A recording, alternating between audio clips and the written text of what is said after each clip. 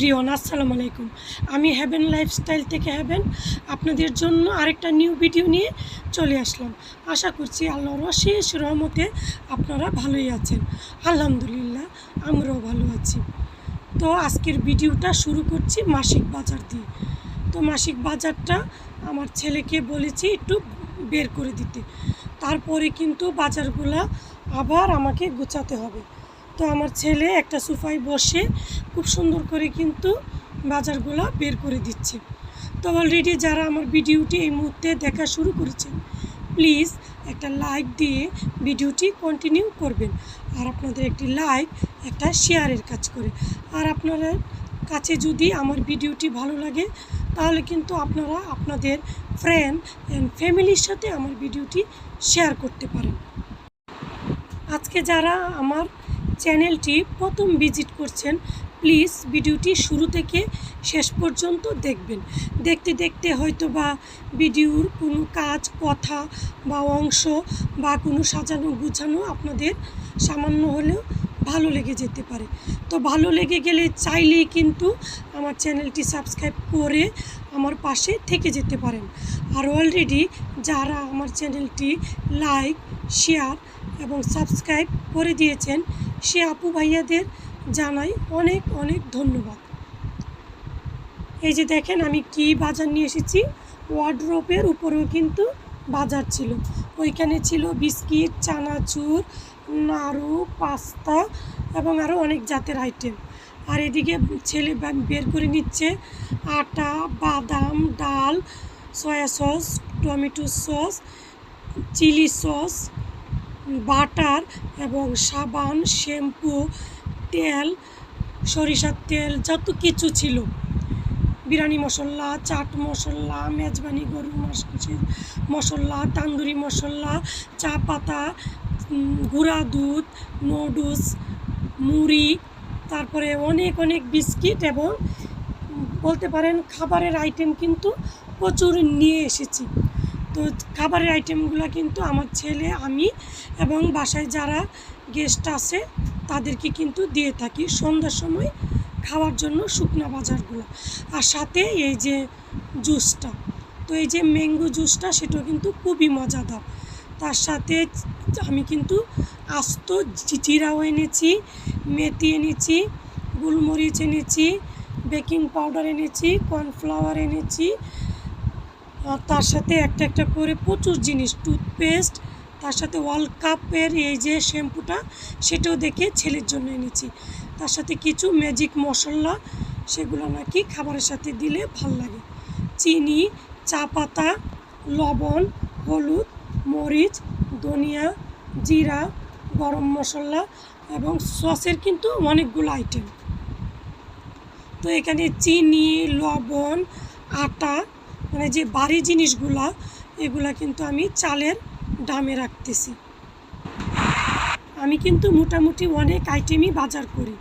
তার সাথে শ্যামাই, গোলমরিচ, চিয়া সিড, তারপরে যে আপনার নুডলস এবং যাবতীয় কিচমিচ, অনেক কিছুই কিন্তু আমি বেশি কিছু বাজার আছে যেগুলো কিন্তু আমি করি। আর এদিকে দেখেন হলুদ কিনতে কিনতে কতগুলা হলুদের প্যাকেট আজকে বাহির হয়েছে। মানে এই যে কন্টেনার থেকে পেয়েছি, ডাম থেকে পেয়েছি, আমি পাই এখানে 5 থেকে 6টা হলুদের গুঁড়ার প্যাকেট আগেই ছিল। তার সাথে আবার এনেছি এই যে গরম মশলার প্যাকেট। আমি মনে করেছি নেই, কিন্তু এই যে বড় বড় কন্টেনারে রাখলে নিচে কি থাকে না থাকে সেটা কিন্তু বাজারে যাওয়ার আগে আমাদেরকে দেখে যাওয়া উচিত। তো খুব সাবধানভাবেই কিন্তু দেখে গিয়েছি কি, কিন্তু তারপরেও অনেক কিছু রয়ে গেছে। তাতে অসুবিধা নাই, পরবর্তী মাসে আমাকে এটা না কিনলেও হবে। এই যে এদিকে চাট মশলা, তান্দুরি মশলা, বিরিয়ানি মশলা, মেজবানি গরুর মশলা এগুলা রাখতেছি।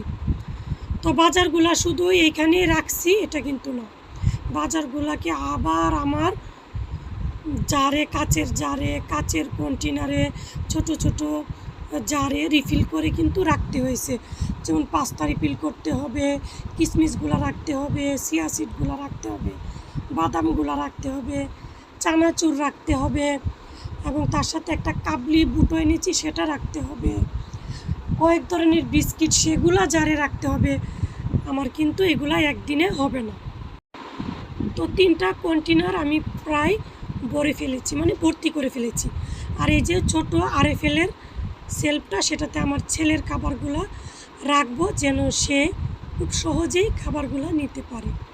তো এখানে কিছু সাবানও রাখতেছি। আমি কিন্তু সাবানগুলো পরবর্তীতে এখান থেকে নিয়ে যাব, যেহেতু শুকনা খাবার রাখবো, সাবানে গন্ধটা যেন সেগুলাতে না যায়, না চড়ায়। তো আমি সাবানগুলো পরে উঠিয়ে নিয়েছি। তো মশলাগুলো পরে চিন্তা করলাম এদিকেই রাখি। তো আমার ছেলে কিন্তু প্রায় অনেক কিছুই রান্না করে, তো এই মশলাগুলো আমার ছেলেরও লাগে। তো এখানে দেখেন এই যে স্যুপ, বাদামটা কিন্তু আমি কন্টেনারে না ভরে এখানে রেখে দিয়েছি। তার সাথে একটা নোটুসের প্যাকেট ছিল আগে, ওইটাও রেখেছি। তো শ্যাম্পুটা, টুথপেস্টটা আমি এখানে রেখেছি। তো এদিকে এলাচ ছিল, কিচমিচ ছিল, এটাও রেখেছি। তার সাথে ছেলের সাথে বারবিকিউ চানাচুরও এনেছি 2 প্যাকেট। তার সাথে জাল একটা রসুনের চানাচুর পাওয়া যায় বেকারিতে, ওইটা এনেছি 1 কেজি। ওইটা আমি পরে রিফিল করে পরের ব্লকে আপনাদের সাথে শেয়ার করব।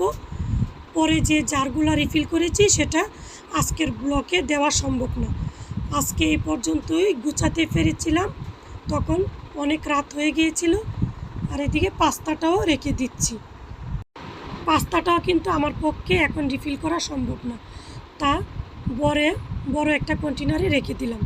আর এই যে তেলগুলো, এইগুলো কিন্তু আমি এখানে রাখবো না, এটার জন্য একটা নির্দিষ্ট জায়গা আছে। আর ছেলের যে হাসি সিরাপটা, সেটা কিন্তু কফি কর্নারে রাখবো। তো কিছু খাবার কিন্তু আমি কফি কর্নারে সুন্দর করে সাজিয়ে রাখবো, যে খাবারগুলো আমার ছেলে খুবই সহজে হাতের নাগালে পাবে।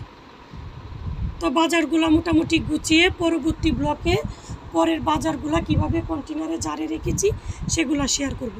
এখন দেখেন এখানে আমি সোনালি মুরগি রান্না করেছি, 2টা পাতলা ডাল রান্না করেছি, তিতা করল্লা ভাজি করেছি, আগের একটু শুটকির তরকারি ছিল, আর 1 বক্স পেঁয়াজও কাটা হয়েছিল, 2টা আম কিন্তু আমি বলের মধ্যে নিয়ে নিয়েছি, এটা দিয়ে আমি আম দুধ খাবো বাদ দিয়ে। আর এদিকে রান্নার পরে চুলাটা মুছে নিয়েছি, উপরের বেসিনটা মুছে, এই যে দেখেন এতগুলা হাঁড়ি পাতিল রান্নার পরে হয়েছে, সেগুলো সুন্দর করে ক্লিন করে নিচ্ছি। বেসিনটা খুব সুন্দর করে ওয়াশ করে নিয়েছি। তারপর শুকনা একটা ন্যাকড়া দিয়ে খুব সুন্দর কিন্তু করে মুছে নেব।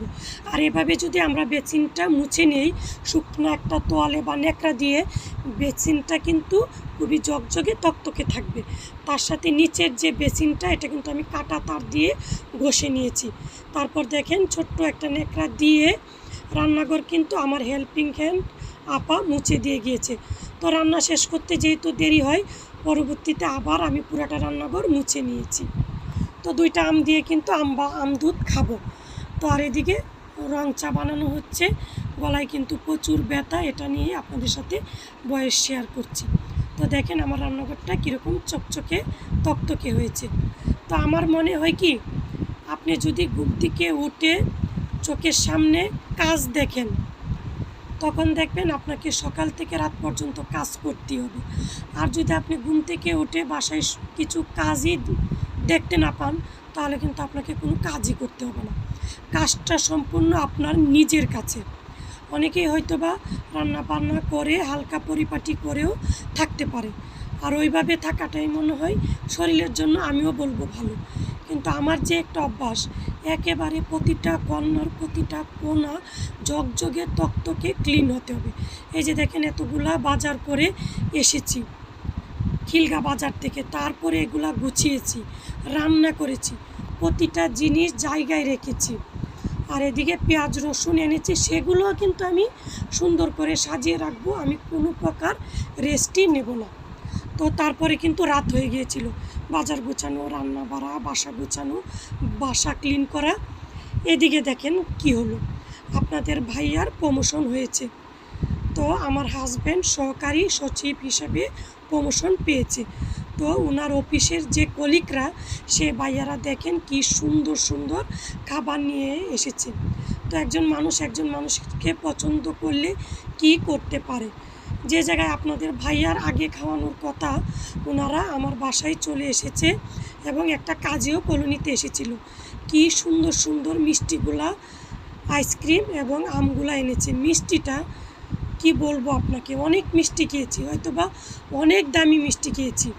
আজকে যে মিষ্টিগুলো আপনাদের ভাইয়ার কলিগরা এনেছে, অসাধারণ অসাধারণ অসাধারণ। তো আপনাদের ভাইয়ার কলিগদেরকে অনেক অনেক ধন্যবাদ জানাই। জানি না ভাইয়ারা আমার ভিডিওটি দেখবে কি না, দেখলে অবশ্যই ওনাদেরকে আমি এটা বলতে চাচ্ছি। আপনাদের এই ভালোবাসা দেখে আমি প্রচণ্ড খুশি হয়েছি আপনার ভাইয়ার জন্য, যে ভালোবেসে আপনারা এই জিনিসগুলো এনেছেন। আইসক্রিমটাও খুবই অসাধারণ ছিল, আর মিষ্টিটা তো অতুলনীয়। এবং আপনাদের ভাইয়াকে আমি বলেছি, আমাদের বাসায় কখনো মিষ্টি আনলে এই ব্র্যান্ডের বা এই দোকানের মিষ্টি আনবা। তো আপনারা কিন্তু আমার হাজব্যান্ডের জন্য দোয়া করবেন। আমার হাজব্যান্ড সহকারী সচিব হয়েছে, এটাতে আমি কি পরিমাণ খুশি হয়েছি সেটা ভাষায় প্রকাশ করা যাবে না। একজন ওয়াইফের কাছে তার স্বামীর এরকম প্রমোশন কতটা গুরুত্বপূর্ণ এবং কতটা সম্মানজনক, সেটা আমি মহান আল্লাহ তাআলার কাছে নিশ্চয়ই নামাজ পড়ে এবং ইবাদত বন্দিগি করে অবশ্যই অনেক অনেক শুকরিয়া জানাবো। এবং আপনারাও আমার পরিবারের জন্য দোয়া করবেন, শুভকামনা রাখবেন। এই যে দেখেন, আরেকটা ভিডিও আপনাদের সাথে শেয়ার করতেছি। এই ভিডিওটা অনেক আগের, আজকে আপনাদের সাথে আমি দেখিয়ে দিচ্ছি।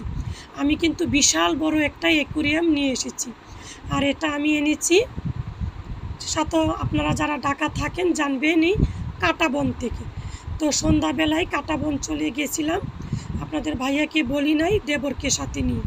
আর আমি জানি আপনাদের ভাইয়া কিছুই বলবে না। তো এইদিকে দেখেন, বিশাল বড় একটা অ্যাকুরিয়াম নিয়ে এসেছি। তো অ্যাকুরিয়ামটার সাইজ কিন্তু অনেক বড়। তো ওনারা যে পাথরগুলো দিয়ে দিয়েছিল অ্যাকুরিয়ামের ভিতরে, পাথরগুলোতে আমার কেন যেন মনে হচ্ছিল এক ধরনের মেডিসিন বা লবণ ছিল। পাথরগুলোকে কিন্তু আমি বেলচা দিয়ে উঠিয়েছি, তারপর 3টা বলে নিয়ে গিয়ে প্রায় 2 থেকে আড়াই ঘন্টা সময় নিয়ে পরিষ্কার পানি দিয়ে আমি ধুইছি। তারপরে কিন্তু অ্যাকুরিয়ামটা সেট করে দিয়েছে আপনাদের ভাইয়া, আমি এবং যে ব্যানগাড়ি মামা নিয়ে এসেছিল। তখন ভিডিও করতে পারিনি, অ্যাকুরিয়ামটা ঢুকাতে যে কি কষ্ট হয়েছে, যেহেতু আমার সোফাটা দরজার সাথেই লিভিং রুমের, ঢুকাতে আমাদের হ্যাসেল পোয়াতে হয়েছে।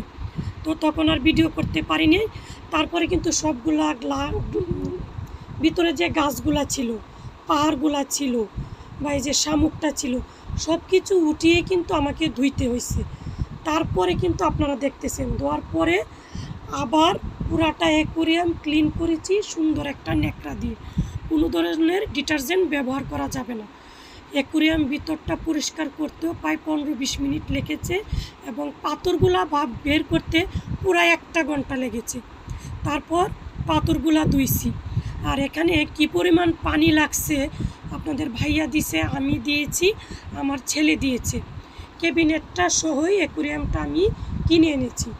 বিকালে গিয়েছি, রাত 9টায় বাসায় এসেছি, 10:30টায় বেনুলা মামা অ্যাকুরিয়ামটা নিয়ে এসেছে। তো এরপরে পানি দেওয়ার পর, মেডিসিন দেওয়ার পর আরও 20 মিনিট পরে আমাদেরকে মাছগুলা ছাড়তে বলা হয়েছিল। তো রাত 3টা বেজে গেছে, মাছ ছাড়াও হয় নাই। পরবর্তীতে অ্যাকুরিয়ামটা কীভাবে সাজিয়েছিলাম, এই যে মাছগুলা দেখেন, খুব সুন্দর সুন্দর। আমাদেরকে ওনারা প্রায় 20 জোড়া মাছ দিয়েছে, তার সাথে লাইটটাও দিয়েছে, ভিতরে পাহাড় গাছগুলা সেগুলোও দিয়েছে। খুব সুন্দরভাবে পানি ছাড়া হয়েছে। তো 3টার দিকে আবার সামান্য একটু ভিডিও কিন্তু করে ফেলেছি। সজাগ থেকেছি 3:30টা পর্যন্ত। লাইটটা কিন্তু কয়েকটা কালার হয়, খুব সুন্দর। এবং পরবর্তীতে নিচে কি দিয়ে সাজিয়েছি পরের ব্লকে আপনাদের সাথে শেয়ার করে দিব। অ্যাকুরিয়ামটা কিন্তু বিশাল বড়, মোবাইলে কীরকম বোঝা যাচ্ছে আমি কিন্তু বুঝতে পারতেছি না, অনেক বড়ই কিনে ফেলেছি। তো অ্যাকুরিয়ামটা পরিষ্কার করতে আপনাদের ভাইয়া ছেলে হেল্প করেছে, কিন্তু কষ্টের কাজটা কিন্তু আমি করেছি। ভিতর থেকে পাথরগুলা উঠিয়ে পরিষ্কার করা, ভিতরের জায়গাটা পরিষ্কার করা বেশি কষ্টদায়ক ছিল। যেহেতু আমার ডায়াবেটিস ছিল, পাথরগুলা কিন্তু প্রচণ্ড দাঁড় ছিল, আর ভিতরের যে এই যে পিরামিডের মতো দেখা যাচ্ছে পাহাড়টা, সেটা প্রচণ্ড ধার এবং ভারী, খুব কষ্ট হয়েছে পরিষ্কার করতে। তো অ্যাকুরিয়ামটা আনাতে কিন্তু আপনাদের ভাই আমাকে কিছুই বলে নাই। জন্মদিনের গিফট হিসাবে সে আমাকে একটা ফুড স্ট্যান্ড দিয়েছে, আপনারা দেখেছিলেন, কিন্তু আমি আমার টাকা দিয়ে আমাকেই এটা গিফট করেছি। তো আমি কিন্তু ঢাকা আসার পরে প্রায় 4 থেকে 5 বছর অ্যাকুরিয়াম ব্যবহার করেছি, তারপরেই কিন্তু বন্ধ করেছিলাম। আবার 6-7 বছর পরে শখ হয়েছে মাছ আনবো, তাদের সাথে কথা বলবো এবং অনেকগুলো মাছ থাকবে অ্যাকুরিয়ামে। এবং অ্যাকুরিয়ামটা কিন্তু বিশাল বড় এনেছি, সাইজটা অবশ্য পরবর্তী ব্লগে আপনাদের কাছে আমি শেয়ার করব। আমার অ্যাকুরিয়ামটা কীরকম হয়েছে প্লিজ কমেন্ট করে জানাবেন। আমি কিন্তু চাচ্ছি আমার পুরাটা অ্যাকুরিয়ামে মাছে একেবারে ভরপুর করে দেব, আর নিচের থাকগুলাতে ছেলের কয়েকটা ছোটোবেলার গাড়ি রাখবো। তো ভিডিওর শুরু থেকে শেষ পর্যন্ত আমার কথায় যদি কোনো ভুল ত্রুটি হয়ে থাকে প্লিজ ক্ষমা সুন্দর দৃষ্টিতে দেখবেন। আপনাদের দীর্ঘায়ু এবং সুস্বাস্থ্য কামনা করে নতুন আরেকটি ভিডিও দেখার আমন্ত্রণ জানিয়ে আজকের ভিডিও থেকে এখানেই বিদায় নিচ্ছি। আল্লাহ হাফেজ, আসসালামু আলাইকুম।